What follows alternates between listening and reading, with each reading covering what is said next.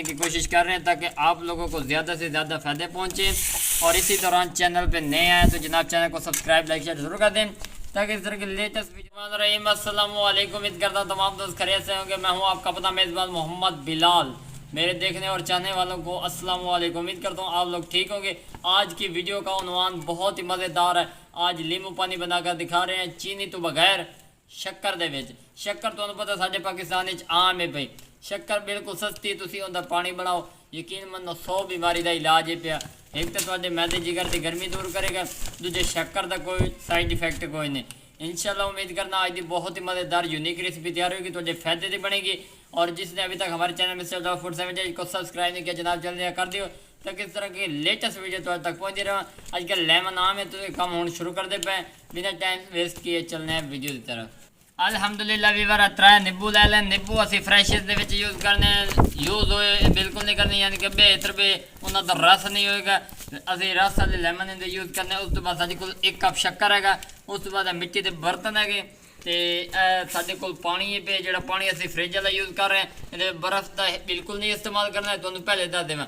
ज़ाहिर सी गल है शक्कर की शिकंजी तैयार करो तो बर्फ़ का तो इस्तेमाल जाहिर है, लेकिन असी बिना बर्फ़ तो तैयार करके विखावांगे। तो हुण ये सिस्टम इनके जोड़े फायदे होने ने वो भी तुहानूं दसांगे अग्गां जाके। चलने हैं हुण अगले सिस्टम की तरफ। अल्हम्दुलिल्लाह वीवर चेक कर लो, मिट्टी का साडे कोल कुन्ना जिहा है पिया। इस कुन्ने दे विच असीं पैंदे पे पानी, बिस्मिल्लाह रहमान रहीम। चेक कर लो, असीं अद्धा कप इहदे विच नीम गर्म पानी का इस्तेमाल कर दिता। हुण असीं इहदे विच पावांगे शक्कर, बिस्मिल्लाह रहमान रहीम।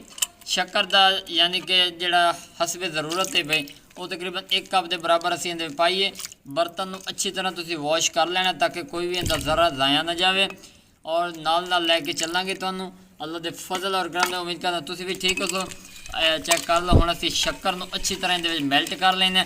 तुसीं चाहो तो गुड़ का भी इस्तेमाल कर सकते, लेकिन मेरा सजेस्ट हो जाएगा ये, अगर तुसीं शक्कर दा करो शक्कर तक दस्ती मेल्ट हो जाती है पे, तो ये फायदे भी बहुत होंगे। मैदे जिगर की गर्मी भी दूर होएगी।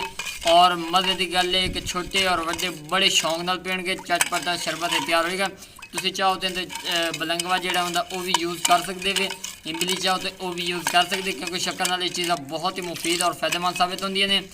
वीवर है चेक कर लो, फाइनली शक्कर साडी जिहड़ी अच्छी तरह मेल्ट हो चुकी है। जिवें कहवे का रंग होंदा इस तरह इहदा रंग भी है पिया। हुण असीं लेमन कटिंग कर रहे हैं, बिस्मिल्लाह रहमान रहीम। माशाअल्लाह सुभान अल्लाह जी, ये लेमन की खूबसूरत जी कटाई कर रहे हैं।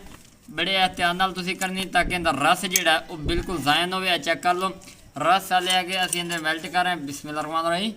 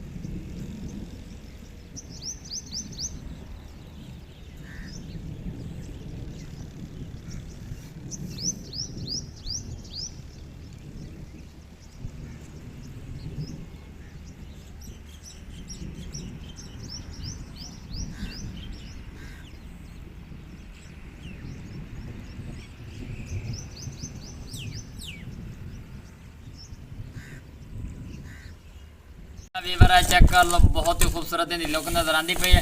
हुण असीं ठंडा पानी यूज़ कर लें, बिस्मिल्लाह रहमान रहीम। माशाअल्लाह सुभान अल्लाह। वीवर असीं बोतल का इस्तेमाल तां कर रहे हैं, इसका फायदा ये पिया तुसीं अपनी ज़रूरत के मुताबिक इहदे यूज़ कर सकते हो। अगर तुसीं ज़्यादा पतला करोगे तो मज़ीद तुहाडे जिस्म नूं जल्दी जज़ब करेगा। अगर तुसीं नॉर्मल पानी यूज़ करोगे तो उनका बेनीफिट तुहानूं एडा खास नहीं होएगा। असीं नेस्ले वाला पानी इहदे यूज़ किया है पिया ताकि मुफीद जिसम में फ़ायदे पहुँचावे। तो माशाअल्लाह मेरे अल्लाह की शान रहमत और बरकत अल्लाह पाक ने हमारे हाथों में ज़ाहिर रखे हैं। ये देखें जी फाइनली शरबत जो हमारा नींबू पानी वाला तैयार हो चुका है विद शक्कर में।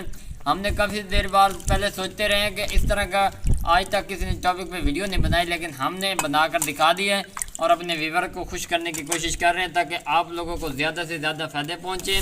और इसी दौरान चैनल पे नए आए तो जनाब चैनल को सब्सक्राइब लाइक शेयर ज़रूर कर दें ताकि इस तरह की लेटेस्ट वीडियो तो तक बर वक्त पहुँच दे रहा मैं। बिस्मिल्लाहिर्रहमानिर्रहीम।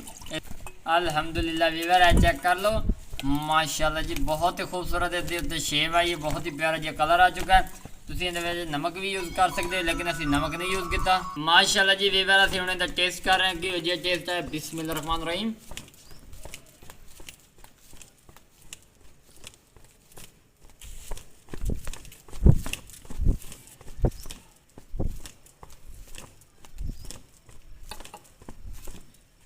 ਅਲਹਮਦੁਲਿल्लाह ਅਲਹਮਦੁਲਿल्लाह ਜੀ, ਅੱਲਾ ਦੇ ਫਜ਼ਲ ਔਰ ਕਰਮ ਦੇ ਨਾਲ ਬਹੁਤ ਹੀ ਪਿਆਰਾ ਇਹਦਾ ਟੇਸਟ ਆਇਆ ਪਿਆ। घट मिठे च तैयार हुई है पे, बिल्कुल सिंपल और आसान तरीके नाल तैयार हुई है। ਇਹਦੇ ਨਾਲ ਜਿਹੜੀ ਚੀਨੀ ਯੂਜ਼ ਕਰਦੇ ਨੇ ਦੰਦਾਂ ਨੂੰ ਕੀੜੇ ਲੱਗ ਜਾਂਦੇ ਨੇ, ਬੰਦੇ ਨੂੰ ਬਿਮਾਰੀਆਂ ਮੁਬਤਲਾ ਹੋ ਜਾਂਦਾ ਹੈ।